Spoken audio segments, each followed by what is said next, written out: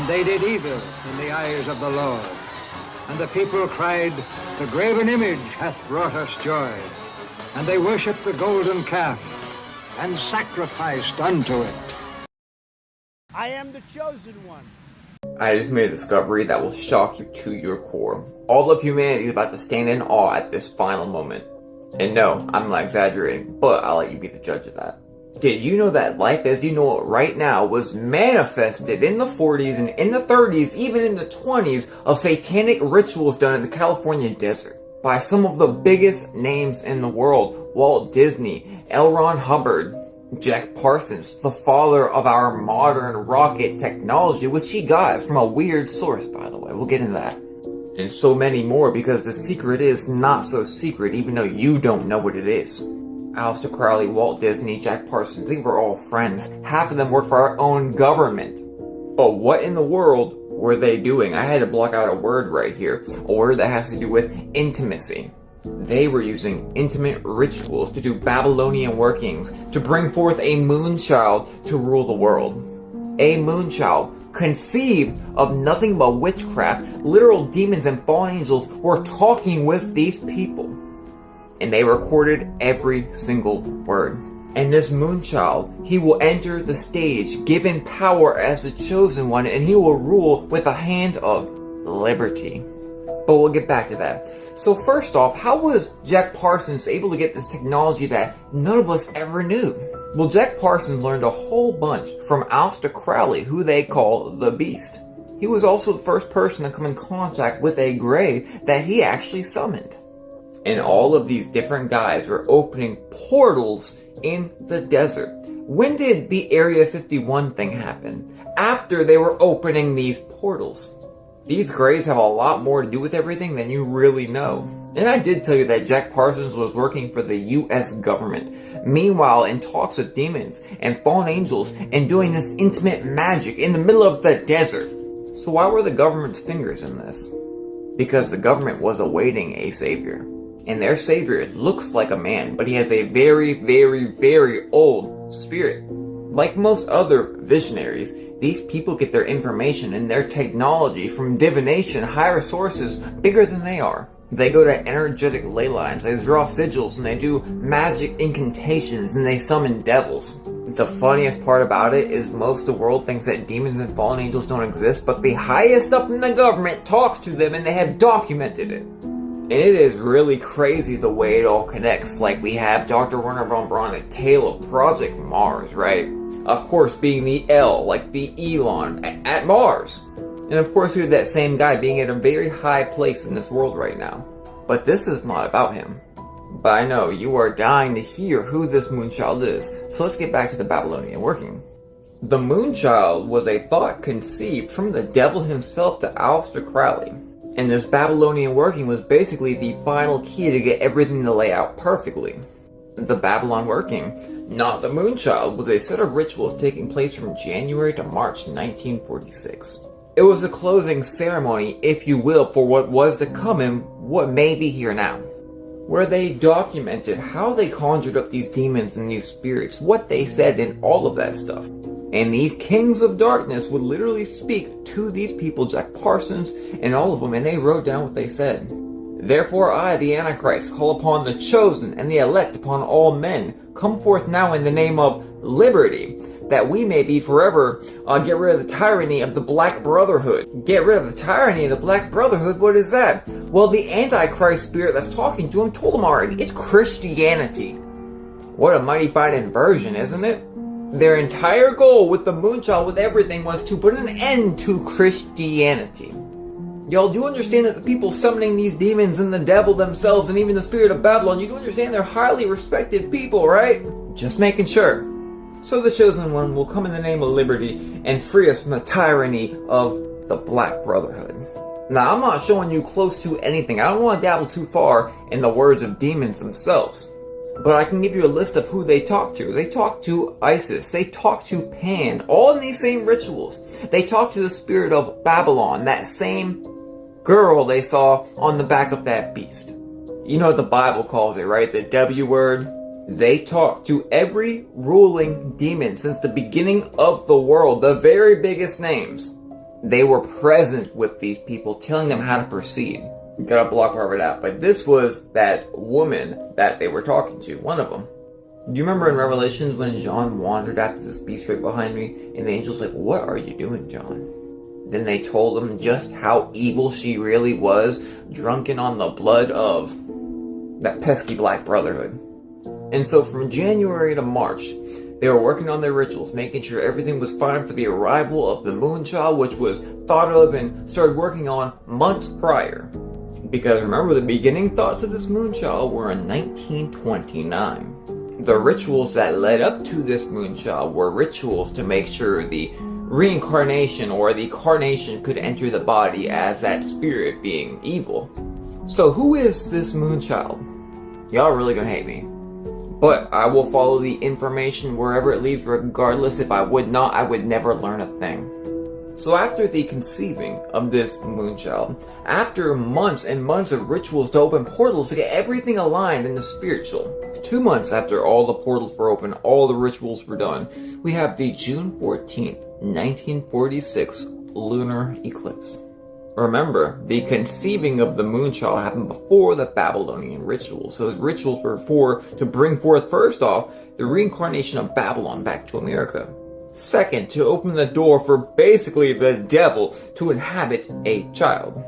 So who is that child? The chosen one that brings liberty in his hand. June 14, 1946. June 14, 1946. A lot of people have a habit of just getting mad at the messenger, like, I'm the one who did these rituals in the desert. But I'm not. I'm just the one giving you the information. I know he's doing good things. Yes, I get that. But it was written in the 20s and the 40s and out the mouth of demons that the Moonchild will be chosen and he would lead, and through liberty he would have his way. And the fact that they're all connected to the L.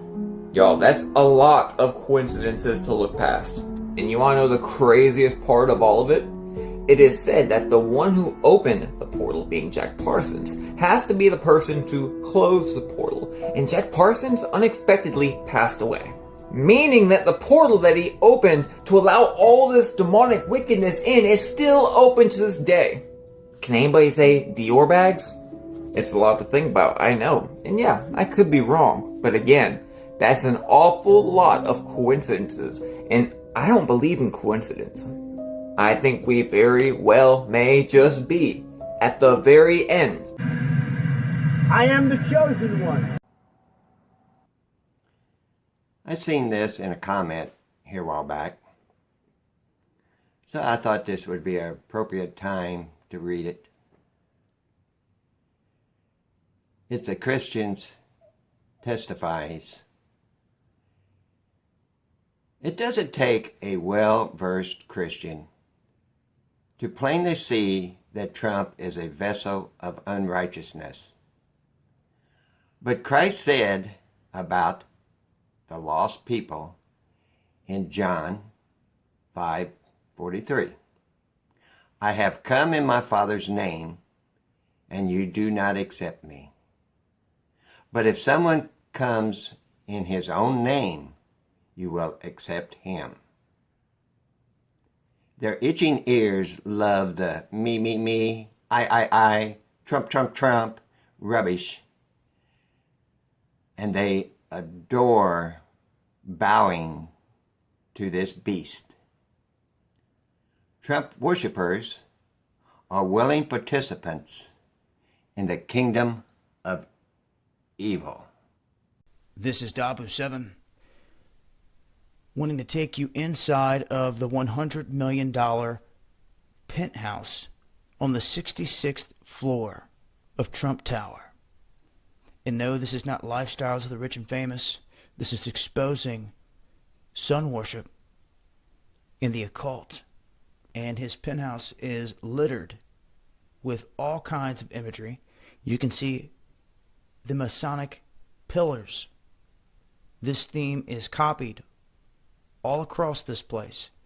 It is mirrored in the floor and in the ceiling, literally. As above, so below. And all of this is set off by some interesting detail that I want to share with you. Now, in the background, back here on the right, you have a family portrait. They say the siblings, and then a picture of his father, this book worth $15,000, that is sitting here, pillow with his coat of arms. But then we get to the other pictures, and the statues, and the vases. And what it symbolizes is exactly what Trump believes in. You see, on the wall here, the centerpiece is Apollo, the sun god, the son of Zeus, centered between the pillars, dead center, showing his loyalty, showing what he believes is important. Do you know who Eros and Psyche are? Look into the story here. One of the children of Aphrodite. You see, in this love affair ended up peaceful only because of one reason. Because Zeus said it was going to happen and overrid Aphrodite. Now, Zeus had a son named Apollo and a twin sister named Artemis. And Apollo was the god of the sun. Sun worship. And what is very telling about this sun worship is that even right here in the headline, they point out that this is Apollo up in this picture up here, led by Aurora, the Greek goddess of the dawn, suggesting that Trump sees himself the mold of Apollo, Zeus's son, one of the most powerful of the gods. All depicted right here, just in this one room. A plan to deceive Christians into believing in something, a great delusion, so grand that Christians would be so blinded by idol worship that they wouldn't be able to see through it. And of course, never in human history that any of us could recall in our lifetimes have we seen Christians so united behind a political figure the way they are behind Donald Trump. And I'm doing this video to show you how Donald Trump not only is not a Christian, he is a member of the same secret societies that all of these wicked elites are members of. We've seen these photographs of Donald Trump in the past, right, where he's wearing this robe. This is the robe of the Royal Arch Masonry. For those of you that don't know, Freemasonry exists in your town. It exists all around the earth. Freemason lodges is where these people meet in secret and worship the Luciferian doctrine. The people in positions of power, from political figures to celebrities, have all gone through Freemasonry and now reside in positions of power over the rest of us after going through their degrees in Freemasonry and other secret societies where they've worshiped the Luciferian doctrine. These are photographs of Donald Trump wearing the Royal Arch Masonry robe. This is the 33rd degree Freemason status that Donald Trump has. Donald Trump has been seen in videos circulating around the internet for years where he is dressed in this Royal Arch robe. It's very clear that Donald Trump has been a trained Jesuit soldier for a long period of time. And now you're seeing what Donald Trump, with all this training and all this indoctrination of Trump since the 80s as being a businessman, being a tycoon, they've been waiting for now, and they've unleashed Trump as a deceiver on the masses. Let's talk about the end of days, according to Judaism. One of the principles of Jewish faith is that one day a man is going to rise up. We call him Mashiach. I am the chosen one. Trump Towers is located between 721 and 725 Fifth Avenue in New York City. Trump Tower is laid out in gold, the same as he has done to the White House. Golden image, the golden age sun worship, Baal worship. Address 725 Fifth Avenue, New York City.